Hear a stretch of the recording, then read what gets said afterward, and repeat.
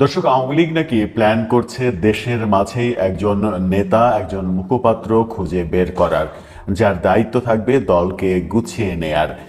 বিদেশে থাকা বিভিন্ন নেতা এবং দেশের গুরুত্বপূর্ণ বেশ কয়েকজন নেতার সঙ্গে কথা বলে বিবিসি বাংলা এমন তথ্য দিয়েছে আজ। বিবিসি বলছে আওয়ামী লীগ ঘুরে দাঁড়ানোর নানা রকমের চেষ্টা করছে। আওয়ামী লীগের সঙ্গে, আওয়ামী লীগের নেতাদের সঙ্গে বিবিসির যে ধরনের কথা হলো তাতে অনেক বিষয় উঠে এসেছে। আওয়ামী লীগ কি আদৌ পারবে ফিরে আসতে, ঘুরে দাঁড়াতে? সেই প্রশ্নগুলো সামনে চলে আসছে। কি বললো বিবিসি, কোন কোন পয়েন্টে আওয়ামী লীগ তাদের মতামত ব্যক্ত করলো, সেই আলোচনাগুলো করবে এই ভিডিও। আওয়ামী লীগ ফিরে আসার চেষ্টা করছে এবং দেশের মাঝেই একজন মুখপাত্র নিয়োগের চিন্তা করছে, এবং সেই চিন্তা করতে গিয়ে তারা নানা রকমের সমস্যার মধ্যে পড়ছে। আওয়ামী লীগ কি ভাবছে? বিবিসি বলছে দেশের ভিতরে এমন একজন নেতাকে খুঁজছে আওয়ামী লীগ, যিনি দেশের ভিতরে থেকে সশরীরে নেতৃত্ব দিতে পারবেন। কিন্তু গণ অভ্যুত্থানের পরের বাস্তবতা কি? গণ অভ্যুত্থানের পরের বাস্তবতা হচ্ছে নেতাকর্মীরা সব পালিয়ে রয়েছেন, প্রাণ ভয়ে রয়েছেন, জেল জুলুমের ভয়ে রয়েছেন, এবং বহু নেতাকর্মী জেলে রয়েছেন। এরকম বাস্তবতায় একজন সঠিক ব্যক্তিকে, যিনি কিনা আবার দেশে আছেন, যার বিরুদ্ধে তেমন কোনো অভিযোগ নেই, সেরকম নেতাকে খুঁজে পাওয়াটা খুব মুশকিল। এই মুহূর্তে আওয়ামী লীগ কি করছে? ঝটিকা মিছিল করছে। ঝটিকা মিছিল, আওয়ামী লীগের বিদেশে থাকা নেতারা বিবিসিকে বলেছে যে সামনে ঝটিকা মিছিল আরো বাড়বে, তীব্র হবে।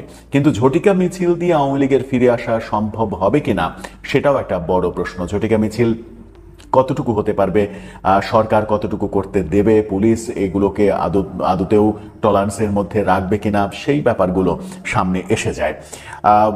পালিয়ে থাকা নেতাকর্মীদের মধ্য থেকে কেউ কি বিদেশে থেকে কেউ কি নেতৃত্ব দিতে পারেন না? বাস্তবতা হলো তারা মনে করছে যে বিদেশে থেকে, পালিয়ে থেকে দেশে আওয়ামী লীগকে সংগঠিত করা অসম্ভব কাজ। সেই কারণেই দেশে একজন প্রয়োজন। আর দেশে একজন প্রয়োজন যখন ভাবা হচ্ছে, তখন ওই আগের মতোই দুই তিনটি নাম সামনে এসে যাচ্ছে। সাবেক প্রেসিডেন্ট আব্দুল হামিদ, সাবির হোসেন চৌধুরী এবং শিরিন শারমিন চৌধুরী, সাবেক স্পিকার। এই তিনজনের নাম বেশি করে আসছে।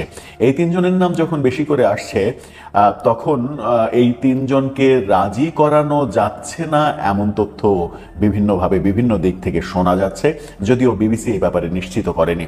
বিভিন্ন দিকে যে গুঞ্জন, তাতে হচ্ছে জেল জুলুমের ভয়ে এই তিনজনও রাজি হচ্ছে না বলে আওয়ামী লীগের হাইকমান্ড নেতৃত্ব খুঁজে পাচ্ছে না এখন পর্যন্ত, সঠিক ব্যক্তি খুঁজে পাচ্ছে না দেশে যাদের উপরে নেতৃত্ব দেয়া যায়। আবার রিফাইন্ড আওয়ামী লীগের যে তত্ত্ব দেয়া হচ্ছে, সেই রিফাইন্ড আওয়ামী লীগও মূল আওয়ামী লীগ মেনে নেবে না, সেটাও আওয়ামী লীগের নেতারা, অন্তত 9 জন নেতার সঙ্গে বিবিসি কথা বলেছে, তারা বলেছে যে রিফাইন্ড আওয়ামী লীগ মেনে নেওয়া হবে না। যাকেই দায়িত্ব দেয়া হোক তাকে মুখপাত্র হিসেবে দায়িত্ব দেয়া হবে, যিনি শেখ হাসিনার কথা মতো সবকিছু পরিচালনা করবেন। শেখ হাসিনাকে বাইপাস করে, শেখ হাসিনাকে বাদ দিয়ে আওয়ামী লীগ গড়ার চিন্তা ভাবনা যারা করবেন, তাদেরকে এই নেতৃত্বে আনা হবে না। এবং সেরকম কর্মকাণ্ড যদি সরকারের পক্ষ থেকেও করা হয়, তবুও সেটা মেনে নেওয়া হবে না বলেও জানিয়েছেন আওয়ামী লীগের নেতারা। কিন্তু সাহস করার প্রসঙ্গটাই সামনে আসে যে আদতে সাহস করবে কে? এর মাঝে যেটা হয়েছে সেটা হচ্ছে যে বিদেশে থাকা 5 জন এবং দেশে থাকা 4 জন নেতা বিবিসিকে তাদের মতামত জানিয়েছেন। যেই নেতৃত্বে আসবে তিনি শেখ হাসিনার বাইরে গিয়ে কিছু করতে পারবেন না, এই শর্ত জুড়ে দেওয়া হয়েছে, যেটা একটু আগে বললাম। এর মাঝে আওয়ামী লীগ যেটা করছে সেটা হচ্ছে যে আন্তর্জাতিক লবিং চালাচ্ছে।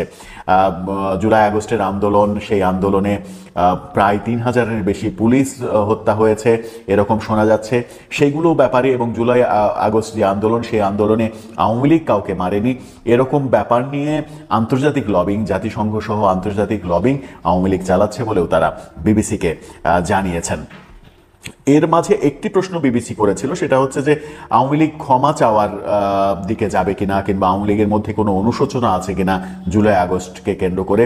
আওয়ামী লীগের নেতাকর্মীরা বলেছে যে ক্ষমা চাওয়ার প্রসঙ্গেও নিয়ে আমাদের কোনো বক্তব্য নেই, অনুশোচনা নিয়েও কোনো বক্তব্য নেই, কারণ আওয়ামী লীগ মনে করে জুলাই আগস্ট যে বিপ্লব এবং হত্যাকাণ্ড, সেটি একটি আন্তর্জাতিক ষড়যন্ত্র ছিল, দেশি এবং আন্তর্জাতিক ষড়যন্ত্রে এটি করা হয়েছে। এই হত্যাকাণ্ড শেখ হাসিনা করেননি, তেমনটা তারা বলার চেষ্টা করেছেন। তবে ব্যক্তিগতভাবে অনেক নেতা ভাবছেন যে আমাদের কিছু ভুল ছিল, দলগতভাবে সেগুলো মেনে নেয়ার প্রক্রিয়া এখনো শুরু হয়নি।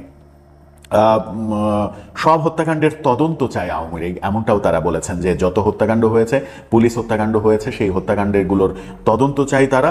নির্বাচন আসতে আসতে দলের জনপ্রিয়তা বাড়বে বলেও তারা মনে করেন। নির্বাচন আসতে যদি দেরি হয় তাহলে দলের জনপ্রিয়তা আরও বাড়বে, এমনটাও তাদের ভাবনা। তবে নির্বাচন নিয়ে তাদের আর একটা ভাবনাও রয়েছে, সেটা হচ্ছে যে দলের নেতাকর্মীরা বেশিরভাগই যখন পালিয়ে রয়েছেন, জেল জুলুমের ভয়ে রয়েছেন, কেউ বাড়িতে থাকতে পারছেন না, সেরকম অবস্থায় আগামী নির্বাচনে আওয়ামী লীগ আদৌ অংশগ্রহণ করবে কিনা সে ব্যাপারে যথেষ্ট সন্দেহ রয়েছে।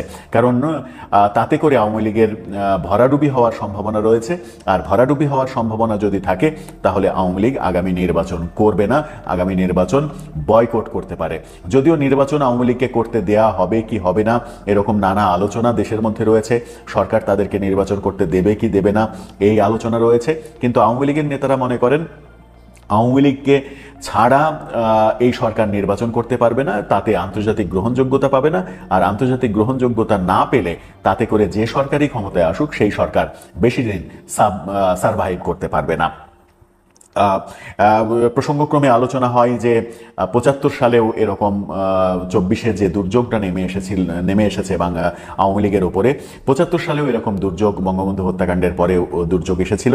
কিন্তু মজার ব্যাপার হচ্ছে যে ৭৫ সালে জোহরা তাজউদ্দিন, মালেক উকিলের মতো ব্যক্তিরা এগিয়ে এসেছিলেন আওয়ামী লীগের নেতৃত্ব কাঁধে নেওয়ার জন্য, এবং আওয়ামী লীগের নেতৃত্ব নিয়ে তারা আওয়ামী লীগকে আবার আগের জায়গায় নিয়ে আসার চেষ্টা করেছেন। এরপরে শেখ হাসিনা দেশে ফিরে শেখ হাসিনা দায়িত্বভার নিয়েছেন। কিন্তু ২৪-এর এই আন্দোলনের পরে কেউই আসলে সাহস পাচ্ছেন না আওয়ামী লীগের মুখপাত্র হতে কিংবা আওয়ামী লীগের নেতৃত্ব নিতে।